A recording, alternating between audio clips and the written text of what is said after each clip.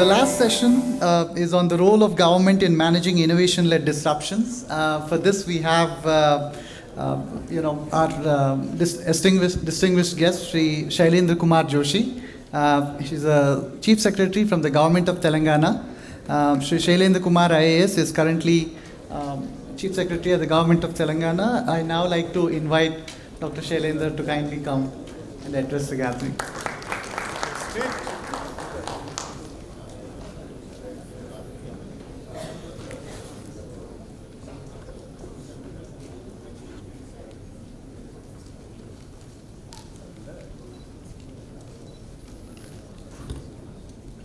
Good evening, everyone.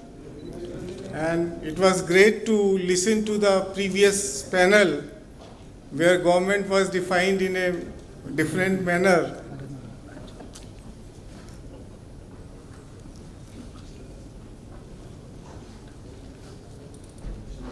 Let me begin with, there are not only technological introduced disruptions. Disruptions could be in social field, economic field, political field, anywhere. That is first. Second point is disruptions, say like government faces several disruptions and government can cause several disruptions. The beauty is those organizations which are capable of adaptation to those changes will survive. And any organization which has to survive has to adapt. I can say technological disruptions are something like climate change disruptions. If you have to survive the climate change, you have to adapt yourself. Same is the case in all other walks of life. What is governance? In the simplest term, could be defined as action or manner of managing the affairs of a state or organization. Simple. I mean, there is no value attached to it. And as we know, there are different forms of government, capitalist, socialist, communist, and there are different scales and tiers. National, international, local governments. Some people depend on mere information, while many others depend on common sense. What are the relative roles and functions and capabilities and merits of these systems? I will also like to confine myself to the state of Telangana, which I am representing as present. According to me, if desired changes do not take place in the society, it leads to social disruptions. And all of us have faced these kind of situations, maybe because of caste reasons, maybe because of employment, maybe because of mere political reasons. I would say demonetization in India last year was a case of economic disruption. There may be positive outcomes, there may be negative outcomes. Similarly, there are political and natural disruptions. Our familiarity in government with handling such disruptions over a period of time had made us well equipped to handle such situations on social, economic, and political fronts. But technological disruptions are relatively new areas and governments have to grapple it in different manner. I will give one example. The government of Telangana is going to release 57 lakh farmers are going to get incentive of 4,000 rupees for the ensuring crop. If you 57 lakhs farmer multiplied by area into 4,000 rupees is coming to close to 6,000 rupees, 6,000 crore disbursement during the coming 1 month. The itself is going to cause perhaps liquidity crunch, which could be another kind of a disruption. So it's not only government face disruptions, government can cause also disruptions. What we have done in our little baby steps, people, elderly, young people move very fast, children, they move slowly. So baby steps we have taken by improving innovation, because that is the kind of trait which we have to learn from Singapore. Task is one such small step, Telangana Academy for Skill and Knowledge. Similarly, T-Hub for Innovation and Startups, V-Hub for Women Entrepreneurs, Research and Innovation Circle of Hyderabad, RICH, and so on. As a government, what our motto is to read signals very early and accelerate or stop your vehicle accordingly. Convert threats into opportunities, and as it was mentioned in the previous session, always remember Charles Darwin, survival of the fittest, who is agile, who is adaptive, whether disruption is social, economic, political, or technological, will survive. Thank you for your kind attention.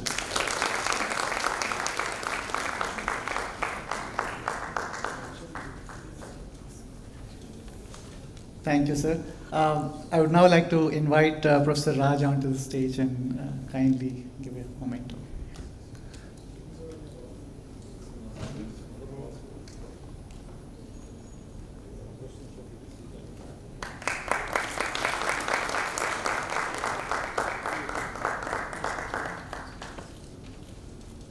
Thank you, sir. Can I now request Professor Raj to kindly give the vote of address? Vote of thanks.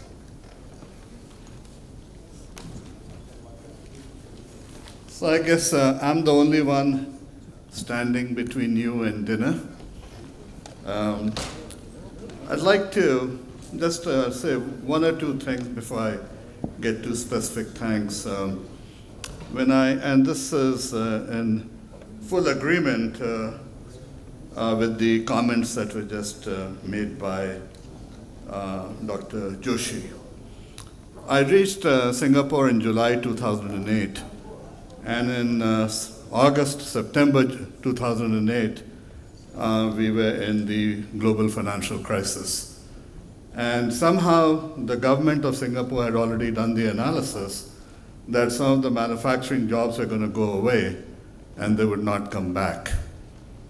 And what they said in September itself is that if Singapore Management University would create educational programs for people who were displaced, and if these programs would target two sectors, the financial sector and healthcare, then the government would support the tuition, if you will, for as much as 80%.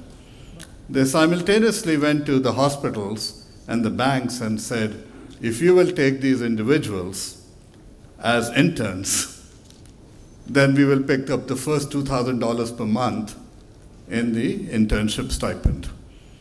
I bring this up is because the comment that was just made by Dr. Joshi is that all crises are not, all the disruption is not because of technology.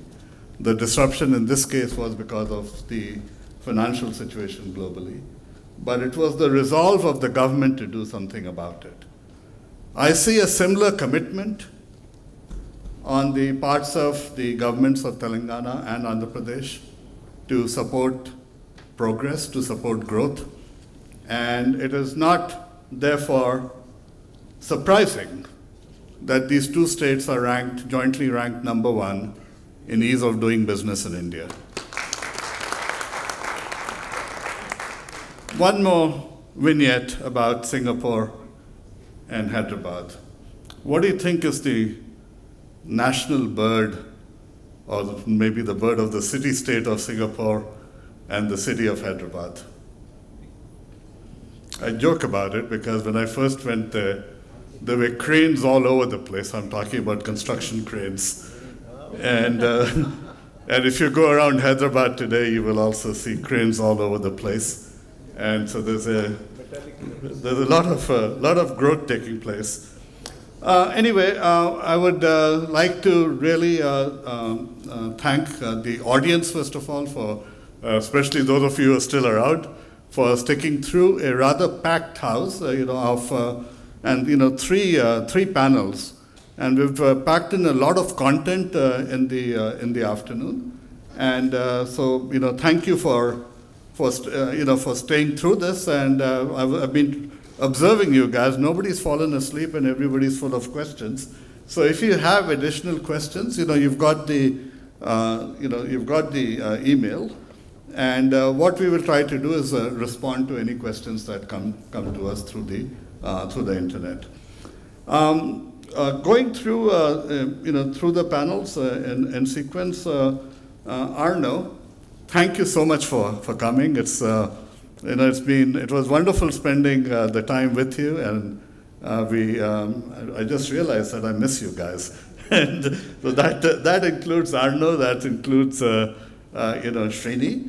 And Professor Paul Griffin, I did not know you when I was in Singapore, but I look forward to spending more time with you.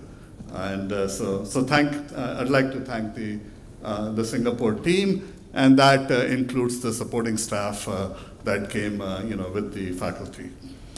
I would also like to thank Professor Venkata Ramana, and so it was really good to see not only the global perspective that perhaps Arno and I brought in the first session, but what was going on locally and what the challenges were. And frankly, the challenges are not just in Telangana and Andhra Pradesh, but if you look at the educational challenges in India, there's a lot of work that needs to be done. Next, what can I say about the second session? It was fantastic. And Paul and Dr. Chaudhary, it was very good to have you all here. And Bhagwan, I wonder who named you Bhagwan. So, you are, you're the best moderator I've ever come across. So we will. The last panel, if you will, the dialogue on strategic response, we had a perfect blend of academic insights, industry insights, and also insights from the government.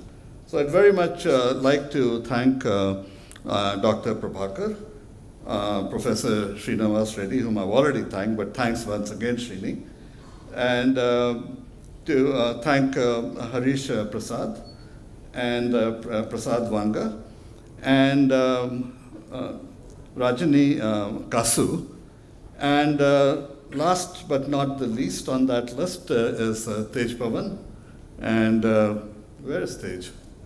Okay, so I'd like to thank the entire panel for that third session, and finally Dr. Joshi. Really appreciate your coming in, and so those of you who came in during the day and you found it really hot, you will find that when you are leaving in the evening, it's really nice and cool. And the weather was brought by Dr. Joshi. So thanks again. It's been a wonderful program, and we look forward to repeating it next year. But buy your tickets to Singapore. Thank you again.